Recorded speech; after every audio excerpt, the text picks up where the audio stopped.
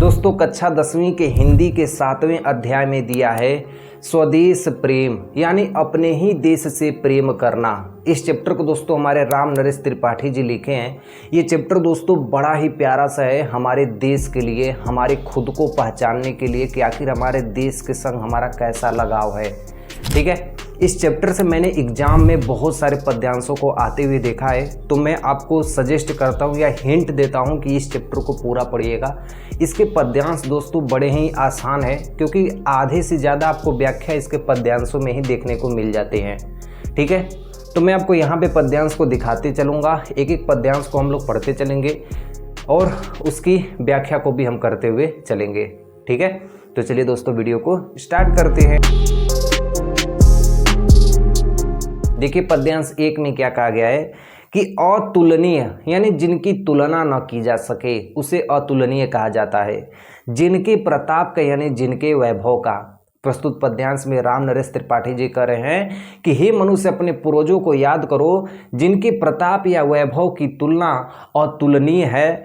साक्षी है प्रत्यक्ष दिवाकर, यानी प्रत्यक्ष रूप से, दिवाकर मतलब सूर्य, यानी प्रत्यक्ष रूप से उसका साक्षी है कौन? हमारा सूर्य। कि हे मनुष्य अपने पूर्वजों को याद करो जिनके वैभव की गुणगान आज पूरी दुनिया गाती है, उसका एकमात्र साक्षी है कौन? हमारा सूर्य। घूम घूम कर देख चुका है जिनकी निर्मल कीर्ति निशाकर, यानी इनकी कीर्तियों को, हमारे पूर्वज की कीर्तियों को, निर्मल कीर्तियों को घूम घूम कर देख चुका है, यानी घूम घूम कर देख चुका है कौन? निशाकर माने चंद्रमा। कि हमारे जो पूर्वज थे उनकी जितनी भी कीर्ति थी, उनके जितने भी वैभव थे, उनके जितने भी गुण थे, वो चंद्रमा पूरी तरीके से पृथ्वी का भ्रमण करके घूम घूम के इनकी कीर्तियों को देख चुका है। हे मनुष्य अपने पूर्वजों को याद करो। देख चुके हैं जिनके वैभव के ये नभ के अनंत तारागण। देख चुके हैं मतलब देख चुके हैं जिनके वैभव, यानी वैभव को, ये नभ के मतलब पूरे आसमान के, अनंत तारागण मतलब जितने भी तारा आपको आसमान में दिखाई देते हैं, ये हमारे पूर्वजों के वैभव को भी देख चुके हैं, हमारे पूर्वजों के गुणों को भी देख चुके हैं, हमारे पूर्वजों के आचरण को भी देख चुके हैं। जो हमारे आसमान में जितने भी तारे हैं ये देख चुके हैं हमारे पूर्वज के जितने भी गुण हैं, हमारे पूर्वज के जितने भी आदर हैं। फिर कह रहे हैं अगणित बार सुन चुका है नभ, मतलब अगणित का मतलब अनगिनत बार, सुन चुका है मतलब सुन लिया है, नभ मने यह आसमान, कि इस आसमान में जो इनकी गूंजे हैं ये अनेकों बार सुन चुका है जिनके विजय घोड़ रण गर्जन की, यानी जिनके विजय मतलब विजय के, घोष मतलब घोषणा को, रण गर्जन का मतलब भूमि में जब युद्ध कौशल होते थे, कि जब भूमि में युद्ध कौशल हमारे पूर्वज जब लड़ाई करते थे, युद्ध को लड़ते थे, विजय को पाते थे, उसकी जो ध्वनि है ये पूरा आसमान सुन चुकी है। अर्थात इस 2 लाइन का अर्थ होगा कि जो हमारे पूर्वज थे जो युद्ध में रण करते थे, विजय को पाते थे, युद्ध कौशल करते थे, उसकी गूंज ये हमारी आसमान पूरी सुन चुकी है। हमारे पूर्वज इतने महान थे। ठीक है, तो हमारा पहला पद्यांश हो गया दोस्तों। अब हम चलेंगे अपने दूसरे पद्यांश की ओर। ठीक है, देखिए दूसरा पद्यांश में क्या है? शोभित है सर्वोच्च मुकुट से जिसके दिव्य देश का मस्तक। प्रस्तुत पद्यांश में राम नरेश त्रिपाठी जी हमारे देश की महिमा का वर्णन कर रहे हैं, हमारे देश की गरिमा का वर्णन कर रहे हैं कि आखिर हमारा देश कैसा है। इसमें पहली लाइन में दोस्तों बताया गया है कि शोभित है मतलब हमारा देश पूरी तरीके से शोभित होता है, जिसके सर्वोच्च मुकुट पर मतलब जिसके मुकुट पर ही, यानी जिसके सिर पर ही, जिसके दिव्य देश का मस्तक, यानी देश के मस्तक लगा हुआ है, अर्थात हिमालय पर्वत बसा हुआ है। इन दोनों लाइन का कहने का मतलब ये है कि कभी भारत का नक्शा देखेंगे तो ऊपर में जम्मू कश्मीर पड़ता है, जम्मू कश्मीर में ही हमारे हिमालय पड़ते हैं। तो कभी इसमें कह रहा है कि यानी राम नरेश त्रिपाठी जी कर रहे हैं कि हमारा देश कितना महान है, जिसके मुकुट पर यानी जिसके सर पे ही हिमालय पर्वत बसा हुआ है। गूंज रही हैं सकल दिशाएं, कि चारों दिशाओं में गूंज रही है, चारों दिशाओं में गूंज रही हैं जिनके जय गीतों की अब तक, जिनके जय गीतों का मतलब विजय रथ की जो गाथाएं हैं अब तक चारों दिशाओं में गूंज रही हैं।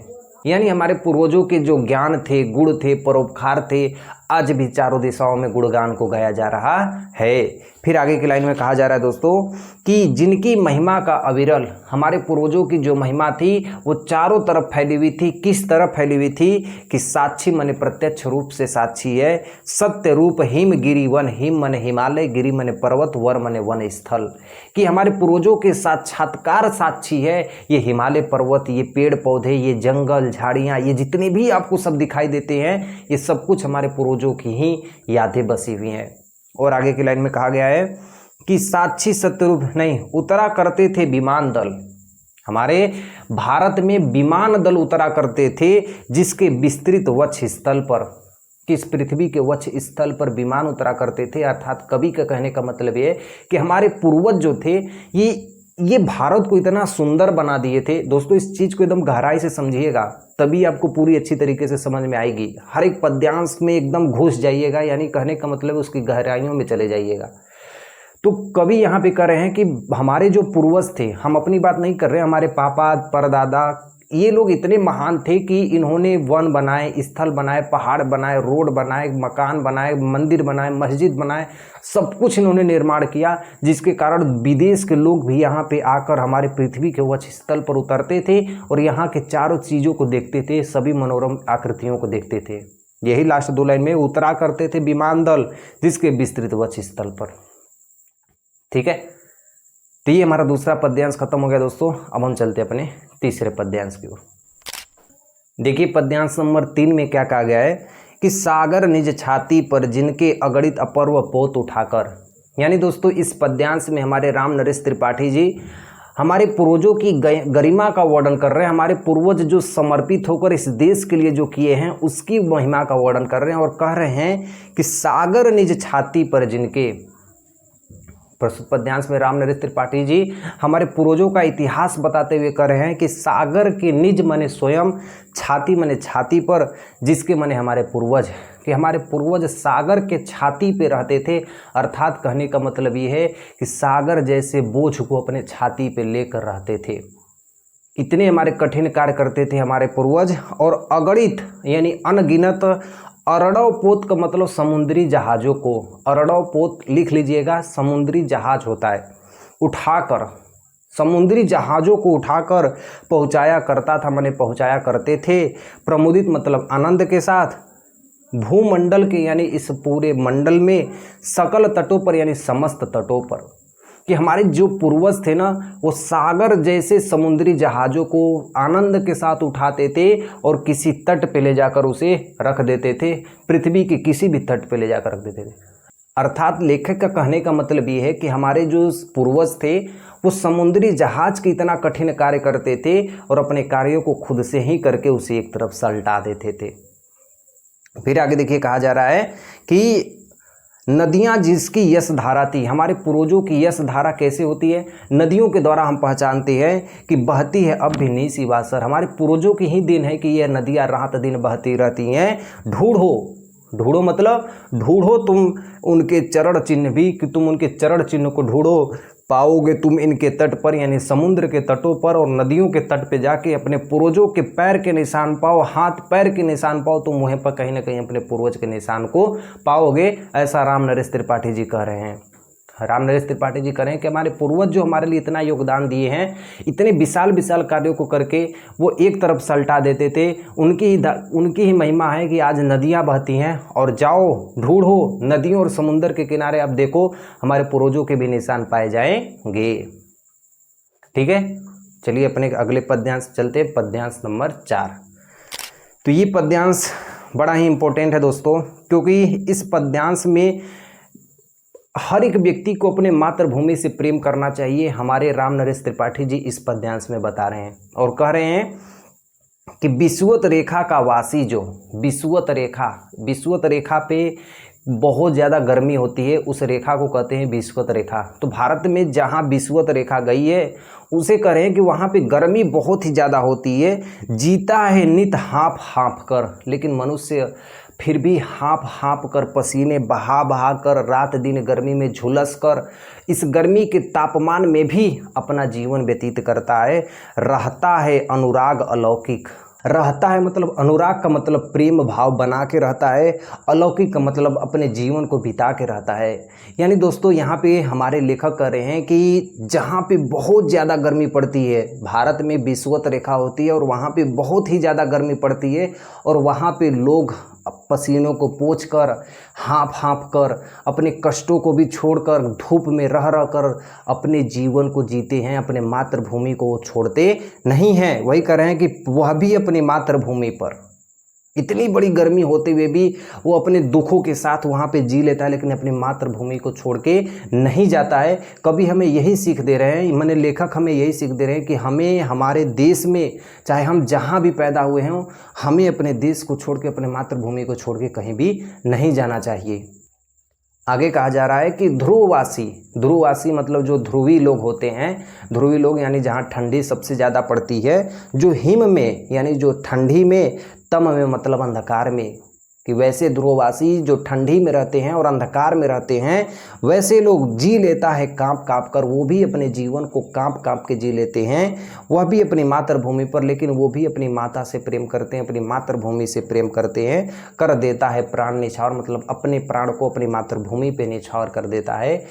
फिर भी मनुष्य अपने मातृभूमि को छोड़ के नहीं जाता है। कभी हमें यही सीख देना चाहते हैं कि भले ही आप जहाँ रहते हो, मेरे यहाँ यदि गर्मी है तो मैं इस गर्मी को सह लूँगा, लेकिन मैं अपनी मातृभूमि को छोड़ के नहीं जाऊँगा, ये मेरा कर्तव्य है। यदि यहाँ पे बहुत ज़्यादा सर्दी पड़ रही है, लेकिन मैं अपनी मातृभूमि को छोड़ के नहीं जाऊँगा, फिर भी मैं यहाँ पे सह के किसी तरह रह लूँगा। ठीक है, तो ये हमारे इस पद्यांश में हमारे राम नरेश त्रिपाठी जी पद्यांश नंबर 4 में बता रहे हैं। अब हम चलते हैं अपने अगले पद्यांश की ओर, पद्यांश नंबर 5। देखिए 5वें पद्यांश में क्या कह रहे हैं राम नरेश त्रिपाठी जी। तुम तो हे प्रिय बंधु स्वर्ग सी सुखद सकल विभावों की आकार, कि प्रस्तुत पद्यांश में अपनी मातृभूमि से बढ़कर प्रेम करना चाहिए, वो हम लोगों से कह रहे हैं, वो आप लोगों से कह रहे हैं, यानी जो इस समय जिंदा हैं उन लोगों से कह रहे हैं राम नरेश त्रिपाठी जी। कह रहे हैं कि तुम तो हे प्रिय बंधु, राम नरेश त्रिपाठी जी कह रहे हैं कि हे भाई तुम तो प्रिय हो। कैसे प्रिय हो कि स्वर्ग सी सुखद वाली जगह पे तुमने जन्म लिया है, यानी इस पृथ्वी पे तुमने जन्म लिया है, अपने मातृभूमि पे तुमने जन्म लिया है। सकल विभावों की आकार यानी सकल माने संपूर्ण, विभावों की मतलब सब कुछ भाव को उत्पन्न करने वाली, नाना प्रकार की सुविधाओं को जन्म देने वाली इस मातृभूमि पे तुमने जन्म लिया है। यानी आगे की 2 लाइन में हमारे राम नरेश त्रिपाठी जी कह रहे हैं कि हे मेरे भाई, तुम इस पृथ्वी पे जो तुमने जन्म लिया है, यहाँ पे नाना प्रकार की सुविधाएं यहाँ पे उपलब्ध होती हैं, अर्थात मानो तुम एक स्वर्ग में तुमने जन्म लिया है। आगे कह रहे हैं कि धरा शिरोमणि मातृभूमि में धन्य हुए जीवन को पाकर। धरा मन इस पृथ्वी के, शिरोमणि मतलब इस पृथ्वी की, शिरोमणि मतलब कहा जा सकता है कि परिवार, शिरोमणि मतलब कह सकते हैं परिवार, कि इस पृथ्वी के परिवार में, इस अपने मातृभूमि में धन्य हुए हो जीवन पाकर, मतलब इस पृथ्वी के मातृभूमि के परिवार में तुम जन्म पाकर धन्य हो गए हो, तुम जिसका अन्न जल ग्रहण करके बड़े हुए, लेकर जिसकी रज से, कि तुम इसी पृथ्वी पे उपजे हुए अन्न और जल को खाकर आज इस धूल मिट्टी से खेलकर, रज का मतलब होता है धूल मिट्टी, बड़े हुए का मतलब तुम बड़े हुए हो, जिसकी रज का मतलब धूल मिट्टी से, कि हे मेरे भाई तुम इसी पृथ्वी के अन्न जल को ग्रहण करके बड़े हुए हो, इसी मिट्टी पे खेलते खाते फिरते हुए तुम ऊपर बड़े हुए हो। तन रहते कैसे तज दोगे, यानी अपना शरीर यहाँ पे रहते हुए तुम कैसे इस मातृभूमि को छोड़ दोगे उसको। हे वीरों के वंशज, यानी हे मेरे भाई तुम हमें अपनी मातृभूमि से प्यार करना चाहिए, अपने मातृभूमि को छोड़ के नहीं जाना चाहिए। वह कह रहे हैं कि तुम्हारी मातृभूमि की रक्षा करना ये तुम्हारा कर्तव्य होता है, तुम्हें इसे छोड़ के नहीं जाना चाहिए। ठीक है, यदि दोस्तों कभी आपको कन्फ्यूजन होती है कि मुझे इस लाइन का अर्थ समझ में नहीं आया, इस लाइन का अर्थ समझ में नहीं आया, तो आपके पास ऑप्शन होता है कि वीडियो को पीछे करके उसको दोबारा देख लें। ठीक है, ये बड़ा ही सिस्टम अच्छा होता है यूट्यूब का। तो मैं चलता हूँ एक ही बार पद्यांश नंबर 6 में। ठीक है, चलिए दोस्तों देखिए पद्यांश नंबर 6 क्या दिया है कि जब तक साथ एक भी दम हो तो अवशिष्ट एक भी धड़कन। प्रस्तुत पद्यांश में राम नरेश त्रिपाठी जी स्वयं से स्वाभिमान से जीने के लिए कह रहे हैं कि यदि तुम्हारे अंदर स्वाभिमान है तो खुल के जियो, यदि आपके अंदर स्वाभिमान है, किसी के सामने झुकने की इच्छा नहीं है, तो खुल के जियो। उसके बारे में राम नरेश त्रिपाठी जी कह रहे हैं। मैं भी यही कहता हूं दोस्तों कि कभी भी किसी के सामने झुका नहीं जाता है, सिर्फ माता पिता, गुरु और भगवान।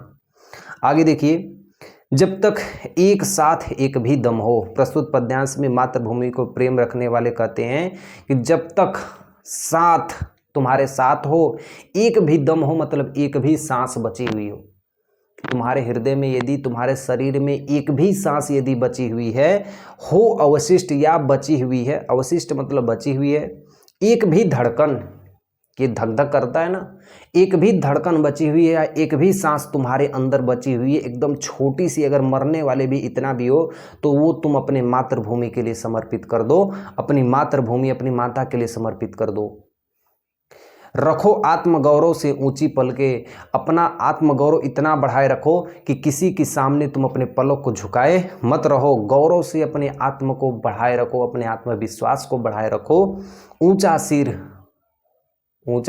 सिर अपना सदैव सीधे ऊंचा किया रखो, किसी के दबाव से गिरने मत दो। अपना शरीर सदैव ऊंचा रखो और अपने मन को भी क्या करो, ऊंचा रखो।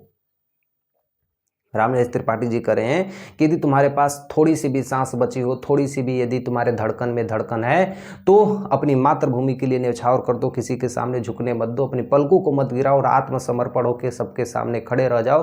किसी के सामने झुको मत, किसी के सामने गिरो मत, किसी के दबाव से गिरो मत। अपने सिर को ऊंचा रखो और अपने मन को क्या करो, ऊंचा रखो। एक बूंद भी रक्त शेष हो जब तक मन में हो शत्रुंजय। यदि सामने शत्रु है दोस्तों, तो एक बूंद भी यदि तुम्हारे खून में यदि गर्मी है, तो अपने शत्रु के सामने कभी भी झुको मत। और दीन वचन मुख से न उचारो। यदि तुम्हारे पास वचन है तो कभी गरीब को वचन से मत हराओ। तुम्हारे पास यदि वचन है तो किसी गरीब को वचन से, दीन का मतलब होता है गरीब, ठीक है, तो उसे वचन से मत हराओ। मानो नहीं मृत्यु का भय, मानो मतलब मान मत लेना, नहीं मतलब नहीं, मृत्यु का भी भय मतलब मृत्यु का कोई भय मत मान लेना, मृत्यु का कोई डर अपने अंदर मत रहना, ठीक है। यहाँ पे कह रहे हैं कि कभी भी मृत्यु से डरना नहीं। मृत्यु की जब भी तिथि होती है, तुम सोचना कि मृत्यु से कभी भी डर जाओगे तो वो तुम्हारे जीवन के लिए, मातृभूमि के लिए अच्छी नहीं होगी। क्योंकि दोस्तों मृत्यु होने के बाद फिर हमारा एक नया जन्म होता है, फिर मृत्यु होती है, फिर हमारा नया जन्म होता है। तो मृत्यु से कभी भी घबराना नहीं है, हमें तो एक नया जीवन मिलेगा। तो वही हमें इस पद्यांश से बता रहे हैं, ठीक है। अब चलते हैं अपने अगले पद्यांश की ओर, पद्यांश नंबर 7, ठीक है। देखिए पद्यांश नंबर 7 में कह रहे हैं कि तुम्हारे पास यदि मृत्यु आ जाए, यदि तुम्हें अपने देश को बचाना हो, तो तुम उस मृत्यु का तुरंत त्याग कर देना, तुम इस मृत्यु को तुरंत अपने हाथ में ले लेना। अर्थात कहने का मतलब है कि यदि तुम्हारे देश को, यदि तुम्हारी मृत्यु की जरूरत है, तो कभी भी पीछे मत हटना। वो कह रहे हैं कि निर्भय स्वागत करो मृत्यु का, यानी बिना डरे हुए मृत्यु का स्वागत करो। हे मनुष्य, हे मेरे भाई, मृत्यु से कभी भी डरना नहीं, मृत्यु का तुम सामने से साहस करो। मृत्यु एक विश्राम स्थल है, मृत्यु एक विश्राम स्थल है, यानी एक दिन ऐसा आएगा जहां पे आप वहां पे जाके रुक जाएंगे। मृत्यु एक विश्राम स्थल है, जीव जहां से फिर चलता है धारण करना वो जीवन संभल, यानी जीवन जिस तरह चलता है एक जगह रुक जाता है, उसी तरह मृत्यु एक विश्राम स्थल है, वो भी कहीं ना कहीं रुक जाती है। धारण कर नव जीवन संभल, यानी नए जीवन का धारण कर लेती है। जैसे ही यदि मेरी मृत्यु हो जाती है तो मेरा एक नया जीवन प्रारंभ होगा, मेरा एक नया जीवन संचय होगा। यानी कवि कह रहे हैं कि मृत्यु एक जीवन यात्रा के समान होती है, उसका भी एक विश्राम स्थल होता है। मृत्यु एक सरिता है, यहाँ पे कवि कह रहे हैं कि मृत्यु एक नदी है जिसमें श्रम की कतार जीव नहाकर, जिसमें मनुष्य परिश्रम की कतार में नहाकर निकल जाता है, उसी तरह ये मृत्यु है। मृत्यु का तुलना किससे कर रहे हैं? नदियों से कर रहे हैं कि नदियां जैसे जाती है ना, उसी तरह मृत्यु भी होती है कि नदियां जाकर कहीं ना कहीं गिर जाती हैं, उसी तरह मृत्यु भी हमारा कहीं ना कहीं जाके एक जगह विश्राम हो जाता है। फिर आगे कर रहे हैं कि फिर नूतन धारण करता है, जीव नहाकर फिर नूतन धारण करता है। यानी जिस प्रकार यदि मैं हूँ नदी में गया, नहा के निकल गया, तो अपने वस्त्र को छोड़ के दूसरा वस्त्र पहनूंगा ना, यानी दूसरा कपड़ा। तो उसी तरह कह रहे हैं कि ये मृत्यु है, एक बार एक शरीर छोड़ेगी, ये फिर दूसरे कपड़े को पहनेगी, यानी दूसरा जन्म होगा। फिर ये दूसरा कपड़ा पहनेगी, फिर उसे भी नहा के चली जाएगी। यानी मृत्यु की तुलना किससे कर रहे हैं? नदियों से कर रहे हैं। आदमी नहाने के बाद जिस तरह कपड़ा पहनता है उसी तरह ये आत्मा है, निकलने के बाद दूसरा शरीर पकड़ लेती है। यही कह रहे हैं काया रूपी वस्त्र बहाकर, यानी कह रहे हैं कि नए रूपी वस्त्र को धारण करता है था। मृत्यु का स्वागत उत्साह से करना चाहिए, मृत्यु का स्वागत अपने निर्भय होकर करना चाहिए, हमें मृत्यु से नहीं डरना चाहिए। इस पद्यांश में हमें ये सीख मिलती है। अब दोस्तों हम चलते हैं इस वीडियो के यानी इस चैप्टर के सबसे लास्ट टॉपिक में, पद्यांश नंबर 8। देखिए पद्यांश नंबर 8 में हमारे राम नरेश त्रिपाठी जी सच्चे देश प्रेम के लिए त्याग और बलिदान की बातें हुए करते हुए इस पद्यांश में व्याख्या कर रहे हैं और कह रहे हैं कि सच्चा प्रेम है वही जिसकी तृप्ति आत्मबलि हो पर निर्भर। वो कह रहे हैं कि सच्चा प्रेम वही कर सकता है जिसके अंदर कोई डर ना हो। सच्चा प्रेम वही कर सकता है जिसके अंदर कोई डर ना हो। तृप्ति माने संतोष हो। आत्मबलि मतलब जो आत्मसमर्पण कर दे। हो निर्भर का मतलब किसी पे भी निर्भर न रहे। अर्थात उनके कहने का मतलब है सच्चा प्रेम उसे कहा जाता है जिसमें आत्मसमर्पण की भावना कूट कूट के भरी हुई हो। और आगे कह रहे हैं कि त्याग बिना निष्प्राण प्रेम है, कि त्याग के बिना कोई भी प्रेम संभव नहीं है। वो कह रहे हैं कि प्रेम के लिए किसी न किसी का त्याग किया जाता है, बहुत बड़ी चीज़ त्याग की जाती है। करो प्रेम पर प्राण निछावर, यदि किसी से प्रेम कर रहे हैं तो वो प्राण को निछावर कर दो। यानी मातृभूमि से यदि प्रेम है तो अपनी माता के लिए अपने प्राणों को क्या कर दो? न्यौछावर कर दो। इस माता भूमि के लिए जिसने आपको जन्म दिया है, जिसने आपको रहने के लिए जगह दी, जिसने आपको खाने पीने के लिए अन्न जल दिया, जो आपकी पूरी सुंदरता को बनाए हुए रखी हैं, उस मातृभूमि पे अपनी प्राणों को न्यौछावर कर दो। और कह रही हैं कि देश प्रेम वह पुण्य क्षेत्र है।